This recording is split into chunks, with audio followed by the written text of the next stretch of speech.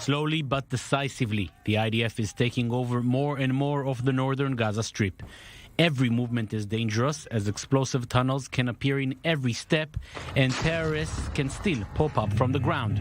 As the forces push forward, they once again find evidence of civilian areas being used by terrorists for their purposes, sometimes using their own homes and families as shields. In the home of the Northern Brigade ammunition chief of the Islamic Jihad, we found plenty of ammunition, military vests, military uniform, along with images of the leaders of the Iranian Axis. As opposed to the terrorists, Israel is hoping to minimize civilian casualties. That is why fuel is provided by IDF soldiers to the Shifa hospital, despite the concern it will eventually be used by the terrorists hiding in the tunnels below the hospital. That is also the reason behind the daily safe passage corridors, allowing Gazans to head south and flee from the current fighting area. The road is open. The Israeli troops were standing on the side.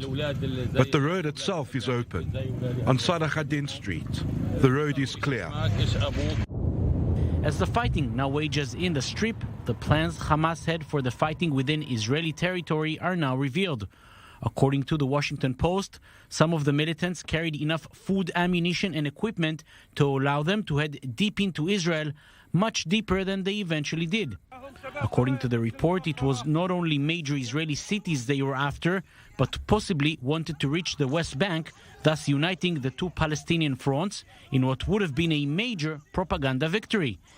It was a very ambitious plan, which the entire Israeli security establishment simply missed. Whenever something that is going to happen, and we don't believe that it might happen, or we don't want to believe, we find all the explanations, the excuses, in order to explain ourselves that this is not true.